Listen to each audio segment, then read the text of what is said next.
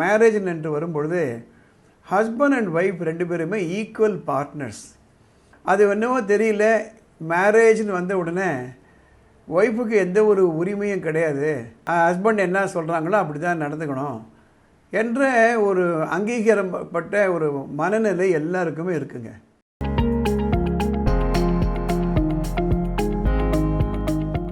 எனக்கு 19 வயசு, எங்கள் கணவருக்கு 40 வயசு, எங்கள் ரெண்டு பேருக்குள்ளே 21 வயசு வித்தியாசம். அவரோட நான் வாழ விரும்பலை. எங்கள் மேட்ரிமோனியல் லைஃப் சந்தோஷமாக இல்லை, டார்ச்சர் அதிகமாக இருக்குது.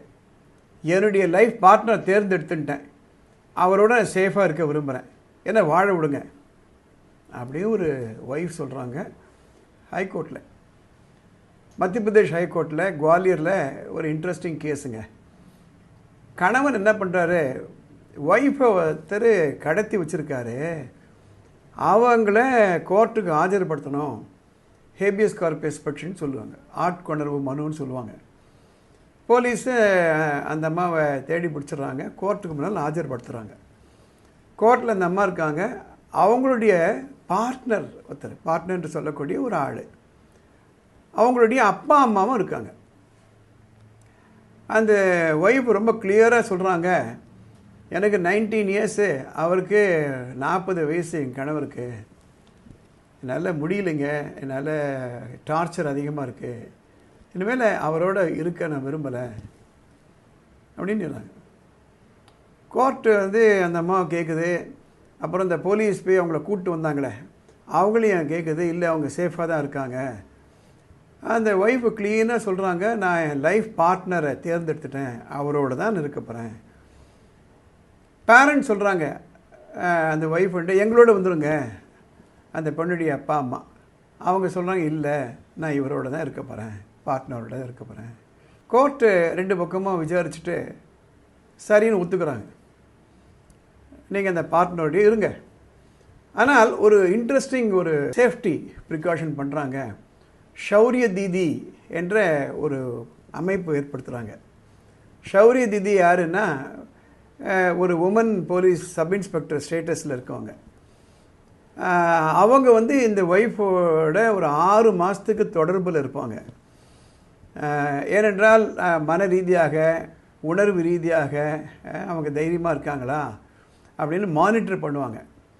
மானிட்டர் பண்ணிவிட்டு அதுக்கப்புறம் சரியாக இருக்குது அப்படின்னு முடிவு பண்ணிட்டாங்களா, அந்த ஷௌரிய தீதியினுடைய ரோல் முடிஞ்சிடும். Latest decision of the high court of Madhya Pradesh.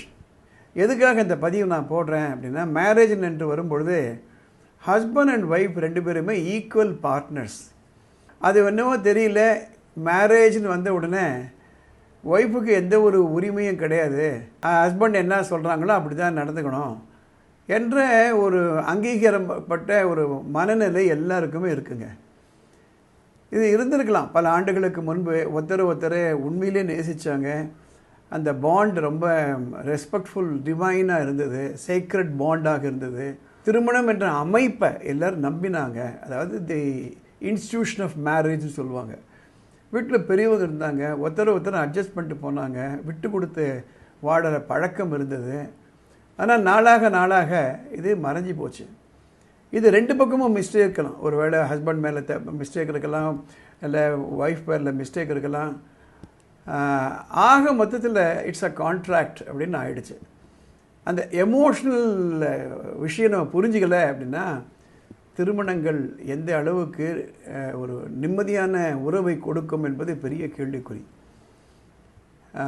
இந்த பதிவு எதுக்காக நான் போடுறேன்னா, ஒரு சாதாரண மக்களுக்கு அவங்களுக்கு என்ன உரிமை இருக்குது, சட்டம் என்ன சொல்லுது, இந்த கேஸில் என்ன உரிமை இருக்குது அப்படின்றாங்கன்னா, ஒரு திருமணமான மனைவிக்கு ஹஸ்பண்டோட போய் வாழ விரும்பலை, எனக்கு பிடிக்கல என்று சொல்லக்கூடிய உரிமை அவங்களுக்கு இருக்குது.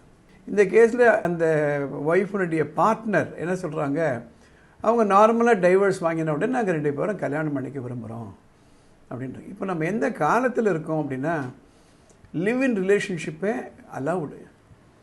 மேரேஜ் பண்ணிக்காமையே ஒரு ஆணும் பெண்ணும் ஒரே வீட்டுக்குள்ளே இருக்கலாம் என்ற அளவிற்கு இன்றைக்கு சட்டம் அலோவ் பண்ணுது. அவங்க குழந்தையை பெற்றுக்கலாம். ஆனால் ஒன்று, முதல் மேரேஜ் இருக்கும்பொழுது இரண்டாவது மேரேஜ் பண்ணிட்டாங்களா அந்த மேரேஜ் இஸ் வாய்டு, நல் அண்ட் வாய்டு. அதுவும் சட்டம் தான்.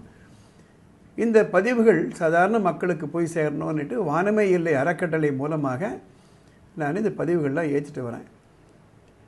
ஏன்னா நிறைய பேருக்கு தன்னை சுற்றி என்ன நடக்குதுன்னே தெரியல, அதனால தான் ஏற்றிட்டு வரேன். இந்த பதிவு மற்றவர்களுக்கு பயனுள்ளதாக இருக்கும் அப்படின்னா உடனே லைக் பண்ணுங்கள், ஷேர் பண்ணுங்கள். உங்கள் கமெண்ட் இந்த கமெண்ட் பாக்ஸில் போடுங்க.